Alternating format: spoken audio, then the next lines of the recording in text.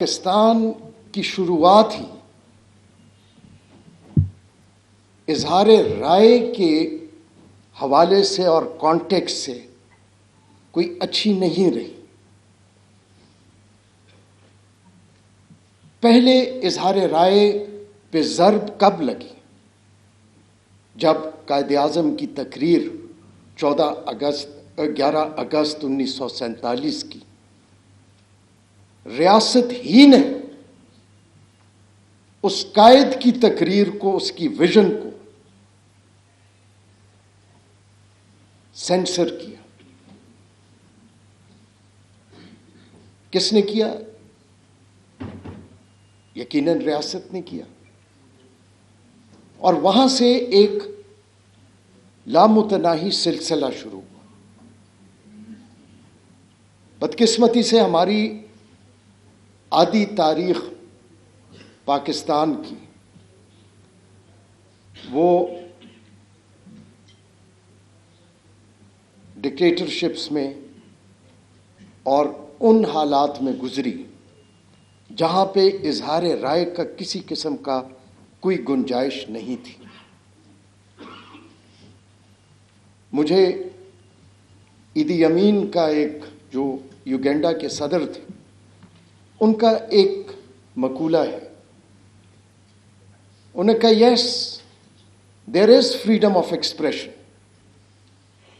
But I can not guarantee your freedom for your expression.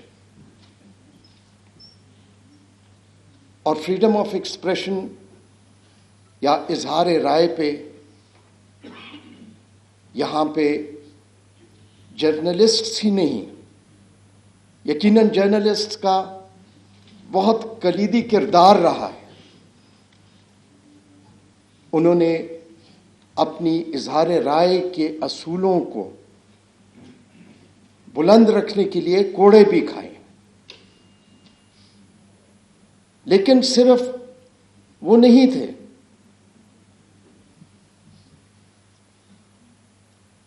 آپ اگر آگے آئیں تو ماحول ہی ایسا تھا کہ جو ایک بنیادی، سب سے بنیادی اصول کسی بھی کورٹ رپورٹر کے لیے، کسی بھی میڈیا پرسن کے لیے، کسی بھی میڈیا کے لیے، مثال کے طور پہ اگر کرمنل کیس ہو تو بنیادی اصول صرف پاکستان میں نہیں، عالمی طور پہ آپ universal declaration of human rights لے لیں، یا آپ کوئی بھی انٹرنیشنل جو ہم بھی سگنیٹری لے لیں، بنیادی اصول یہ ہے کہ اگر ایک اکیوزڈ ہو، ایک ملزم ہو، بے شک اس کے خلاف بڑے سے بڑا جرم کا الزام ہی کیوں نہ ہو، there is a presumption of innocence۔ اور جرنلسٹک پرنسپلز میں یہ ایک بنیادی اصول ہے۔ اب ذوالفقار علی بھٹو کا آپ ٹرائل کے دنوں میں، مجھے نہیں پتا، آپ نے یقیناً بہت ساروں نے کیا ہوگا ریسرچ، اس وقت کے اخبارات اٹھا لیجئے گا، وہ پریزمپشن آف انوسنس نہیں تھی۔ اس کے بعد میں بحیثیت ایک جج، میرے 3 مختلف ادوار کے ایکسپیرئنس ہیں۔ ایک 2014 سے 2018، 2018 سے 2022 اور 2022 سے آج تک۔ مجھے اظہار رائے پہ اس لیے کچھ کہنے کی ضرورت نہیں کیونکہ ہم اکاؤنٹیبل ہیں۔ جو بھی جورسپروڈنس اسلام آباد ہائی کورٹ کا اس وقت موجود ہے، میں اس کی نفی نہیں کر سکتا. میں جج بنا تو پہلا کیس ایک بیل میٹر کا ہے، اور مجھے ابھی صرف 2 ہفتے ہوئے تھے. ایک سپریم کورٹ کے جج کے خلاف بینر لگے ہوئے تھے. ایک 16 سال کا لڑکا اس میں ملزم تھا، جس پہ الزام صرف یہ تھا کہ اس نے وہ بینر آویزہ لگائے تھے، پول پہ چڑھا تھا. اور دوسرا جس نے وہ بینر لکھا تھا وہ ملزم تھے.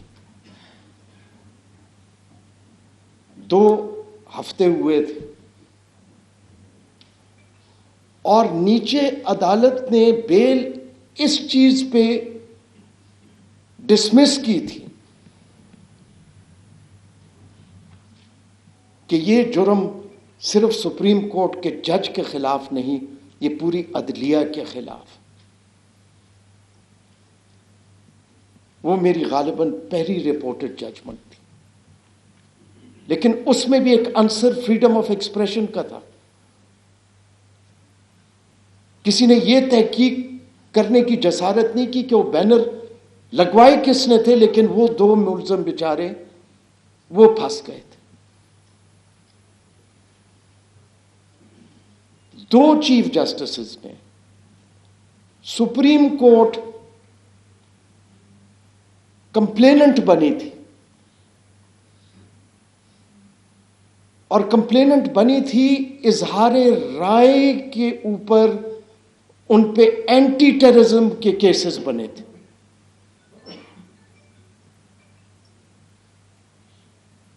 وہ بیلیں بھی اتفاق سے اسلام آباد ہائی کورٹ نے ہی دی. دیکھیں، ہم بحیثیت جج ہم کوئی چیز اپنی چھپا نہیں سکتے.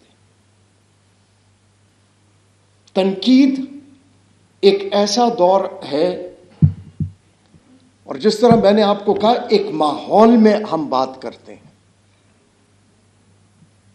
کوشچن جرنلسٹک ایتھکس کا یا پروفیشنلزم کا نہیں ہے. سب پروفیشنل ہیں، سب ایتھیکل ہیں. کوشچن یہ بھی نہیں ہے کہ ہم کتنے پولرائزڈ ہیں. میں اگر جوڈیشری کی بات کروں تو جوڈیشری میں 2 قسم کی میں دیکھتا ہوں کہ تنقید ہوتی ہے. ایک وہ تنقید جب الج کیا جاتا ہے کہ کوئی دانستہ طور پہ کوئی فیصلے ہو رہے ہیں، ایک وہ تنقید ہوتی ہے.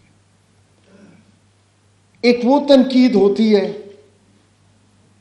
کہ جس کو میں نہیں پسند کرتا اس کو ریلیف کیوں ملا.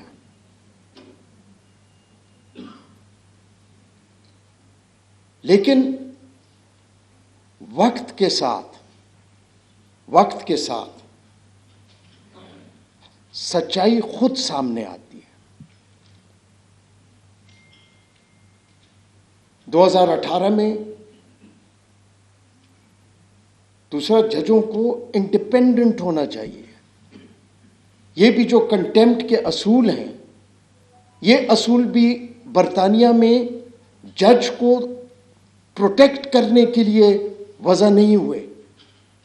وہاں پہ پروٹیکشن اس جیوری کی ہوتی ہے جو کہ عام شہریوں سے لیے جاتے ہیں.